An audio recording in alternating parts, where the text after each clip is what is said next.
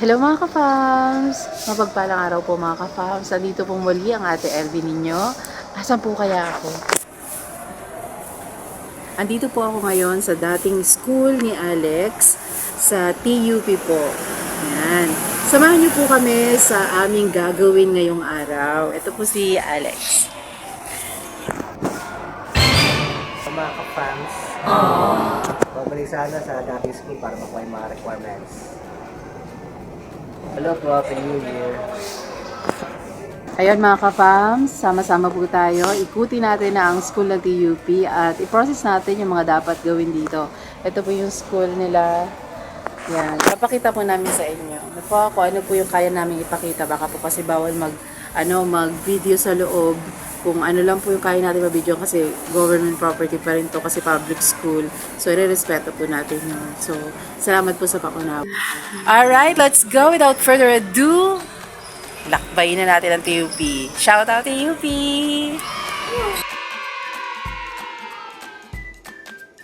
Ayun mga ka-fams, update lang po. Nagpapapirma po kami ngayon at kailangan daw po namin magpa-clearance. Hindi naman na po sa mga old professor niya. Ang banggit po ay sa mga 4 departments po, no? And may mga dapat pong pumirma. Ito po yung librarian, accountant, yung student council, at saka yung pinakahuli po yung College school. college dean. So, yun. Medyo hinahanap po namin yung mga building at medyo matagal na rin po kasi wala rin si Alex. So, nahirapan po kami maghanap pero kakayanin po namin to. Let's go. Samahan niyo po kami. Ayun mga ka-fams, galing na po kami sa cashier, sa accountant. Nag-check po kami ng records doon and thank God, cleared. At punta naman po tayo sa ibang department. Ayun mga ka-fams, muli pong update. Nag-ikot na po kami at papunta po kami ngayon. Saan to, Doc? Sa Student Affairs naman. Okay. Sa OSA, yan. Student Affairs or Student Council po, mas kilala para sa ibang school po. Let's go.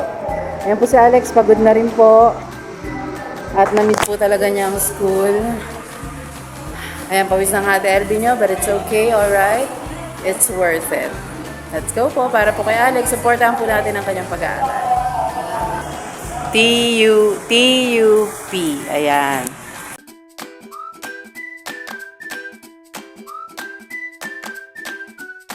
Konting update lang po ito mga ka-fams. Tapos na po namin yung pangatlo, yung librarian po. At papunta na po kami sa college dean office. Medyo ano po ito. Kasi galing na po kami kanina ron. So medyo ano po ito, challenging po.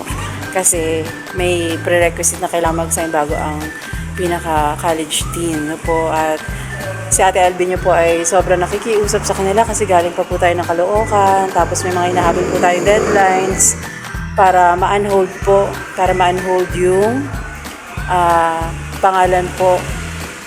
Ang pangalan po ni Alex dun po sa kabilang school. Nakiusap po tayo dito na i-consider po nila yon dahil tayo naman po ay wala naman pong bad record si Alex dito. So sana po matapos na rin po ito. So yun. Mga kapams, let's pray for Alex. Sana maging smooth ang process po today. Kasi sabi po sa amin sa registrar, kapag natapos po namin yung signatures today, February 24 pa daw po ang release. Kasama na po yung TOR, sinabay na po nila. So, ayun.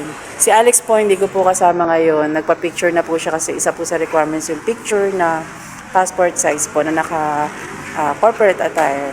Yan po. So, effort po siya sa labas. Nandito po ako para supportahan po kung ano po magagawa natin habang hinintay ko rin po siya. Sige po. Thank you po. See you later.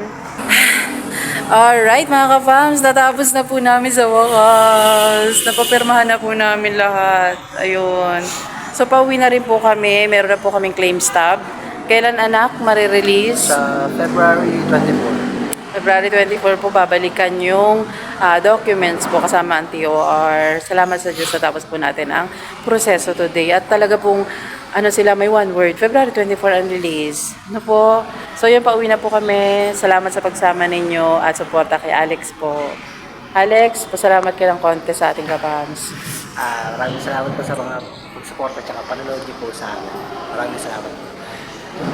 Ayan, salamat po. Tuloy-tuloy po tayo. Spread love araw-araw. Good vibes araw-araw. Dito lang mo yan sa LV Vlogs family and Ka-Fams Official.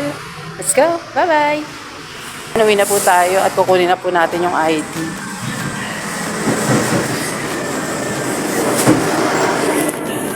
Kukunin na po namin yung ID.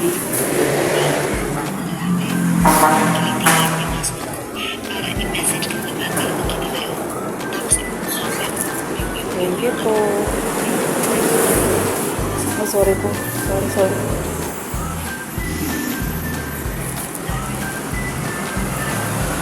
Ayan, palabas na po tayo ng school.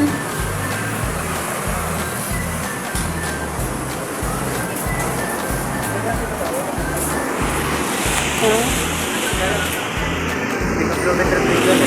Saan? Kasi pag LRT, sa eh, yung dyan lang, sa kanto lang. Itong kanto, Blue Tree. Ilan ang dadaanan natin yung station? Ayun, di ba? Kaya ito, nilalakad pa tayo hanggang doon. Okay. Oh, sige, mag-iba tayo ng ruta, pero may hahabulin tayo sa Caloocan. Kaya? Oh, magbabay ka na sa ano mo, old school mo na. Okay.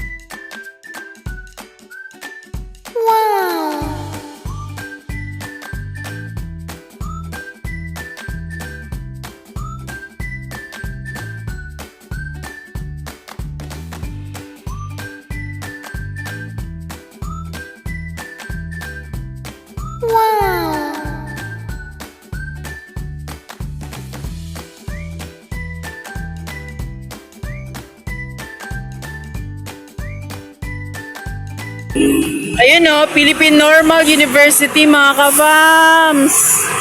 Ayun. Sa aming paglalakad, nandito po, sabay silang umusbong dito, 1901 mga ka-fams. DUP. DUP at Philippine Normal. Shoutout sa mga estudyante ng PNU at TUP. Mabuhay kayo at mag-aaral mabuti. Siyempre, NEU din. Mahira. Mag-aaral mabuti na ka. Naku, umipiyok pa ako. Para mabuti ah.